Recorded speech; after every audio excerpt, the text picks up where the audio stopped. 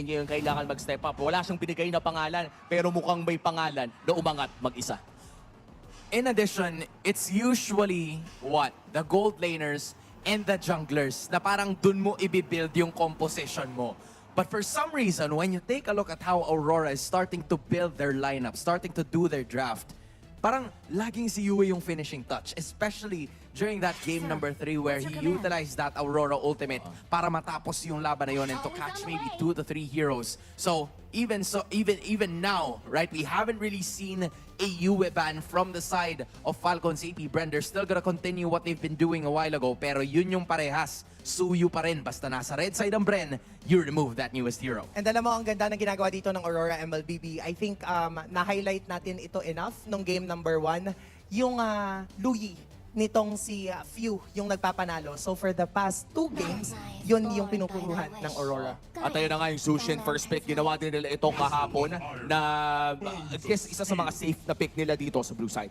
Yeah, and nag-respond agad yung Falcons AP Bren ng Cho and the Gatot Kacha na to me, interesting kasi kapag nagkaroon sila ng difficulty na makip at bay yung Juicin nitong si Yue, medyo mabubuhat at mababalibag sila ng paulit-ulit. Oo, at nakakatuwa dito ay parang hindi na flex pick ito mula sa side ng Falcons AP Bren. Rome XP na. Sure naman agad to, pero napakaganda din kasi na kinuha nila yung Cho mula dito kay Rene J. Kasi pakiramdam ko si Rene J, hindi naman magdadalawang isip yan na kumuha ng Cho, especially if you're running a Zushin composition na talagang nagbe-benefit if may iba pa kayong displacement. Yeah, I think pwede na din kumuha. Ayun ha, Wraith nga ang pipiliin. Pwede na din sila maglaki ng hero ni Demon Kite at this point in time para lang din naman na in a way hindi siya maubusan ng hero pagpasok mo sa second phase ng draft. Pero Edith muna ang kanilang magiging desisyon. Sobrang loaded sila sa magic damage right now. So for Falcons AP Bren, pagpasok natin ng second phase ng draft, for sure magbaban sila ng mga likes ng Ling, ng Nolan para lang maipit lalo ito nga Aurora MLBB. Pwede na nga rin nilang agawin yung Hylos dito dahil napakaganda din ng Hylos if ipapares mo pa sa mga hero ng Aurora. Even if you put it on a roam or an XP. So if ever, may Phobius pa naman kung sakaling ayaw nila yon. Pero sa tingin ko, oras na para humanap ng katapat ni Edith kasi hindi madali maghanap ng katapat ng Edith in the laning phase. Yeah, for Falcons AP Bren naman, pwede na silang kumuha dito ng mga Texana Aurora. Pero ako na magiging response. May gatot na nga pala. So gatot na to. Gatot Edith na yung matchup na to. Oo. Pero ang magiging worry ko lang dito for this Eve ay, again, positioning matters so much. Kasi gano'n naman talaga yung concept ng isang Eve. Pero medyo madali yata siyang maaabot ng isang Juicin and pwede pang mag-assassin dito yung side ng Aurora. So yun yung kailangang puruhan ng Falcons AP Bren pagpasok ng second phase ng draft. But then again, dito tayo bumabalik eh. Second phase ng draft, kapag bukas yung Tigreal ni Rene J, laging binaban. Parang matik na tanggal na talaga kaagad siya. And matik din na ipapakita natin itong graphic na to because it's Harith na ginagamit ni Doming and just, you know, an amazing 10.71 KDA. He tends to stay alive most of the time, dish a ton of damage, and then the win rate is at least 87.5%. So hindi mo talaga maitatanggi kung gaano ka komportable si Doming whenever he uses this hero. And we've seen it from before, right?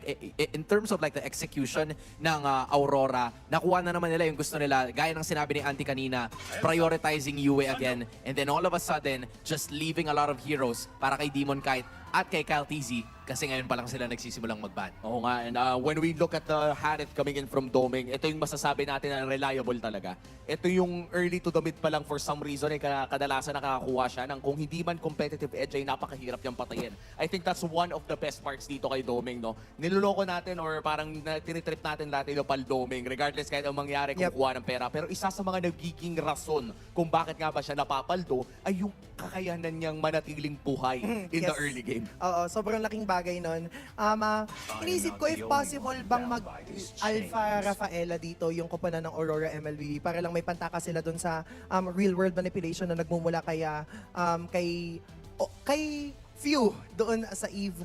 And puruhan na lang nila yung mga possible mag-counter Ling, I guess, or Nolan, or Julian. I just love this bit of a graphic here from both Coach Master the Basics and Demon Kite. Parang they're really discussing with each other. It's not just the coach's decision kung ano yung gagamitin niya, leaving Demon Kite with some of the other options na available. Yes, wala na yung Hayabusa. Yes, wala na yung Fanny. Pero yung Ling bakante pa. Yung Ling na nakita natin from before. Although it's kind of like a little difficult. At yun, tinanggal na nila mismo. Now, if you're Falcons AP Bren, you'd see a Nolan, you'd see a Julian maybe pop up very soon. Pero Nolan ang pinili ng Beast. Parang ano talaga, parang iniisip ko kung ano yung possible picks pa dito ng Aurora. Pero parang off the top of my head, Alpha, Rafa talaga naisip ko. Kasi kapag mag-Julian pa sila, parang sobrang daming magic damage, tapos wala silang physical damage. That's true.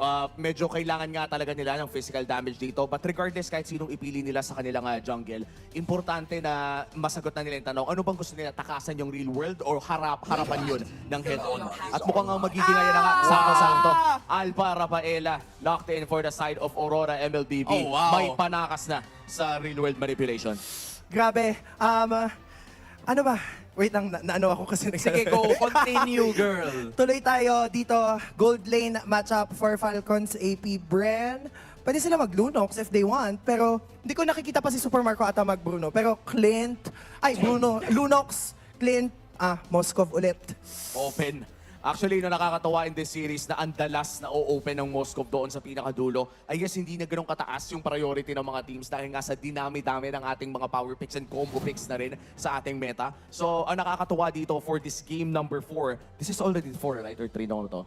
Four. Game number 4 Tama ka, is tama ka. teams are not yet hyper-adjusting to each other. Sakto pa lang. Yeah. Kumbaga parang nandun pa rin siguro sa loob ng kanilang mga regular na hero pool yung ating nakikita. Kung gumagana naman yung dating pinaplano, kahit wag mo nang isama sa eroplano. Kasi as of this moment, whoever could get another opportunity would be one step closer to making and skyrocketing their way to get to that grand final spot. The story continues. Casters, pasok.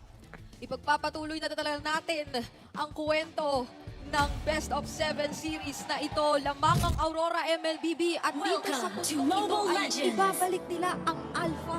Ilalaban nila ulit para kay Demon Kite. Alparo Society activated. Alparo Society ang ating makikita para dito sa Aurora at para naman sa FCAP, the usual heroes. At tingnan natin kung paano magiging kontrahan nila this time around. Mabilisan na naman ito ng jungle. Kanina pinag-uusapan natin bago mag-start yung game. Parang yung naging play natin or game number 3 ay in-expect natin na talagang bugbugan yung magaganap. Pero parang naging ano siya, ano bang perfect term? Para i-describe yung Parang previous game? up-down na pabitin. Down, fuck yun. Oh, sige, okay lang. Pero yung pabitin, ganun yung feeling. Na para bang akala mo ay i-pupursue na, pero hindi pa pala. Ay, Yung parang lagi may pabitin. oo, ganoon yung pakiramdam. So ngayon, ang parang tema natin ay defying expectations. Yes. Mga ganoong klase dahil nga napakataas na ng pinaglalabanan o napaka-importante na itong seryeng ito para sa magkabilang kupunan. Tapos tingnan mo naman itong nagkakabitinan ulit na dalawang jungler. Oo, isipin mo parang yung neutral jungle pa lang yan. Ganyan agad pag-agawan. Paano pa mamaya pa nagkaroon na tayo ng turtle? So nag-level 4 na nga dito si Demon Kite, probably for Kyle TZ also. Yep. Ganun ang kanyang magiging storya after ng mga na isa. And yung labanan dito ng Flop TZ and Edward, parang kabisado na rin kasi nila yung galawan ng Oo, sobra kaya speaking of yung value ng or importansya ng XP laners dito, pinaka inaabangan ko rin anong mangyayari sa first turtle pa lang. Sino yung magseset ng mas pulidong tempo kasi parang nagmamatter yung control ng space and team fight para dito sa dalawang teams natin. Sa lineups pa lang nila may real world manipulation dito. Tapos syempre, kailangan mo ulit panindigan yung storya na mag-create ka ng ganoong level of space at mazuzone mo ng maganda yung mga kalaban para din dito sa lineup ng Aurora MLBB. Pero tingnan natin kung paano magpa-pan out ito dahil sa ngayon, ang nakapaghawak lang ng turtle muna ay Aurora at nakatago si Kyle TZ. Oo, basta si level ng LDC by the way, pero Demon Kite makakuha ng turtle. Owen ay mapapatay na rin sa first blood para dito sa Aurora. Parang binitawan din no, ng FCAP dahil akala natin si Kyle TZ. Oo, kasi nakaabang na siya kanina doon sa may dot bush yata yun, tapos, or new bush, tapos hindi niya pinili ng lumabas. Pagkakuha ng information dito ni Ogwen na ay medyo pa-low na din siya. At kulang nga naman yun yata sila doon in terms of manpower. Pero ngayon, ano nga ba yung naging trade ng Falcons AP Brent? Kasi kung wala na nga silang naging trade, ang nangyayari pa ngayon ay unti-unti na rin kinokontrol ng Aurora kung paano at saan nagpa-farm si Kyle TZ. Oh, 3-4 yung lagi nandun sa may pwesto sana na pwedeng puntahan ni Kyle TZ. Kung kanina lamang si Kyle in terms of XP ay lamang na ngayon si Demon Kite. So we can definitely say na Aurora ang nakakalamang pagdating sa pagbibigay ng tempo sa ating laban. Merong nabitbit at merong napatay. That is gonna be the second kill para kay Demon Knight. Parang dediretso yung kay Ay! Super Marco. Grabe naman si Yue, ginamit pa yung Crimson Beacon para makakatakas si Super Marco pero makakapag-plates si Doming sa itaas. Ganito pala tayo kaseryoso sa usapin ng creating and giving each other space. Sobrang kahit pag-ultiin na dito si Yue para lang magawa at makuha ng Aurora kanina doon yung plating. Oo, kasi sabi na kailangan niya ng time para Yes. magkaroon ng gold. Yes. Ganon yung binibigay nila ngayon kay Doming. Kaya rotation din mostly doon sa area na yon.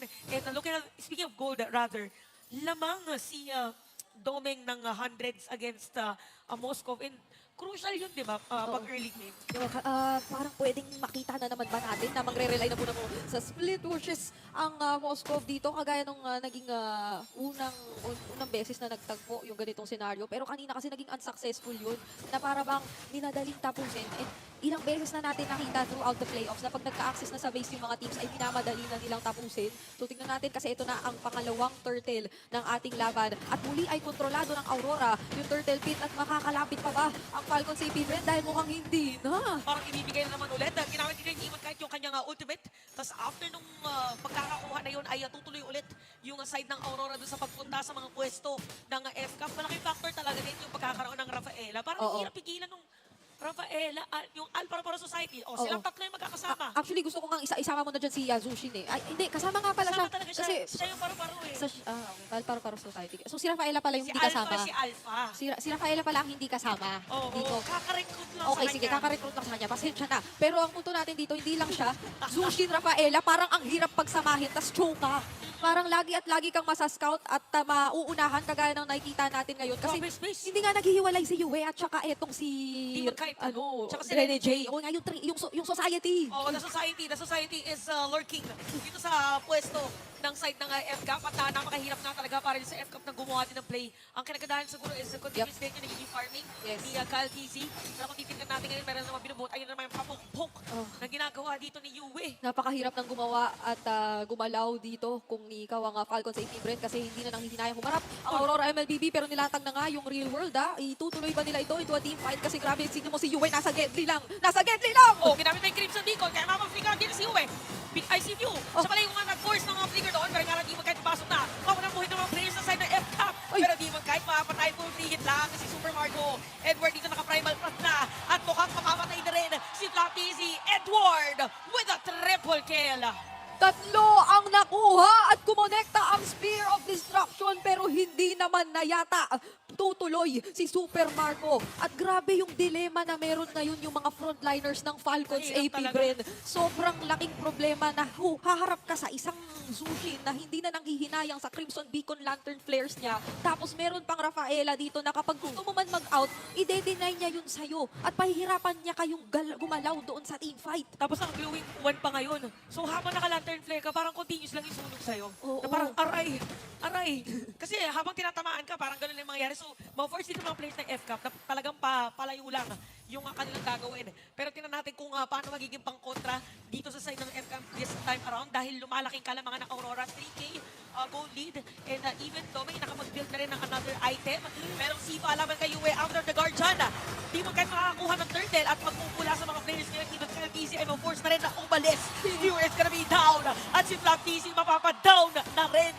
Hindi kinakaya ng mga makukunat na fronta. Pero papaano palalo kapag nakalapit ang Aurora doon sa mga hindi kakunatang miyembro ng FCAP. At nakita natin in action dito na kahit si Kyle TZ, pahirapan na talagang pumili ng timing kung kailan papasok. Basta't masilip siya ng either Lantern Flare or nung Blessing of the Retribution dito na parang pasilip lang dito. Ay, Ayan na naman. napakasakit na talaga at ganun na naman ang nakikita natin. Nandito na sa jungle mismo ng FCAP ang Aurora. Ang talagang iniikutan nila. So ang gustong gawin ngayon ng FCAP is bigyan mo na ng space si Kyle TZ na makahabol in terms of items kasi actually lamang siya in terms of gold.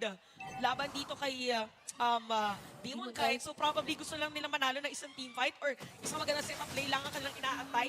Tingnan natin kung magiging viable yan para din sa FCAP kasi kung titignan naman natin is yung kanilang heroes parang kaya eh. Hindi Oo. na talaga pinapayagan ng Aurora. Kailangan din yata nila ng pansagot sa sustain kasi hindi nila nagagamit to its fullest potential Ayun yung naman. damage na meron sila. Pero speaking of sustain, ito na ba? Magkakayanan ba? After the Guardian, the sakto real world manipulation, Edward dito napakakunat ng mga players ngayon ng Aurora. kaya si Flap Casey pa ang kanilang makukuha. So another player down for Aurora this time around. Akala natin yun na yung inaantay na magandang setup play. Oo, kakabanggit nga lang natin na kailangan pa yata nila ng mga pansagot dun sa sustain. Tapos, in-exhibit ni Edward dito ang definition of sustain. Parang siya lang yung kinailangang humarap dun. Tapos sabi ni Rene J dito, sige go, kaya mo yan. Susuportahan, aalalayan ka namin at hindi pa nga nakakuha doon ulit ang Falcons AP Bren ng kahit anuman. Alam mo ngayon, parang kung ikaw ay isang parte ng Hive, ay ngayon mo kailangang ipakita yung support naman for Aurora naman. Pag nakakuha nila itong game na ito, match point. Oo. Almost close doon na sa M6 and Grand Final slot. So tingnan natin kung makukuha ba or kung magko-contest ba yung side ng FCAP. Kasi tingnan mo si Yue, grabe mag-zone. Lahat na ng pwesto. Sige. Okay. Shower ka muna. Oo. Parang naging shower pa bigla. Pero yung nga lang, Demon Kite ang makakakuha ng Lord. Nananatili pa rin ang pinag-uusapan nating dilema ng mga roamers. Nagdidilig pala ng... Oo nga, Hindi naman sinabi nagdidilig pala ng si Yue. yun na nga pala ang kanyang nagiging trabaho dito. Ako na ay napapabilib ng Alparo-Paro Society. Kung kailan man yun na-discover at nagsimula. Kay Carlo. Day one, day one. Day one na ba? Since day one pala yun. Day one yun. Pero isa rin yata yan sa mga nakikita natin na magandang hero synergies at hindi natin yun naikakaila kasi pinapakita siya sa atin in action ng Aurora MLBB ngayon. Napakalimitado ng mga pwedeng galawan ng Falcons AP Bren kahit pa man gusto nila na makahabol din in terms of gold. Parang maski nga yung mga split capabilities dito ay sobrang nade-deny para kay Super Marco. Kaya yung nangyayari yun, si Galtizi lang talaga nagro-roam around. Siguro yung natin nila dito is yung fracture, tas biglang may mawawala or may ma-assassinate na player from Aurora. But definitely, pali-capitalize to ng Aurora dahil ang Lord ay mag-march in dito sa may top lane. Kaso yung kailangan timing kasi clutch talaga yung nagiging alalay and support dito ni Rene J. Panigurado ay mataas na rin yung napoprovide nila na out of his pain. Kung favor man yan, task of the Oasis man yan, talagang pwede na niyang siguraduhin na masasagip niya yung kanya mga kakampi. Lalo kapag magkakasama sila na hindi na nga natin nakikitang magkakahiwalay. Hindi na nga nila hinahanap at inaalam na nandun pala si Kyle TZ. At ngayon ay parang kumsigino sila nakuhain ng mga inhibitor turrets. Inhibitor turrets sa may top lane. Susubukan na depensahan. Ginamit yung After the Guardian pero masira na rin at nabitbit pa nga si PC. Tinatry niya kuhanin pero Super Marco bigla na lang nawala. At kompleto ngayon ang mga players ng Aurora. 2 patay sa FCAP. Pero disiplina pa rin ang kanilang paiiralin. Kinuha talaga yung inhibitor turret. Ayaw umalis eh.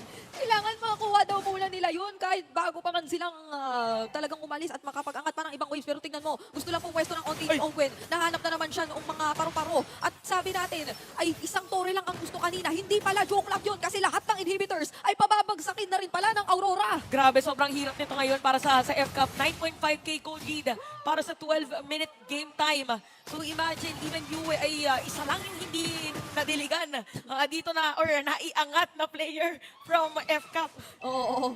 Kailangan na, kailangan nilang mahanap lahat ng mga pwesto kasi dito ng FCAP. Kasi naghahanap kasi yan pagka ganyan eh. Ayan tingnan mo. Asan na ba yung...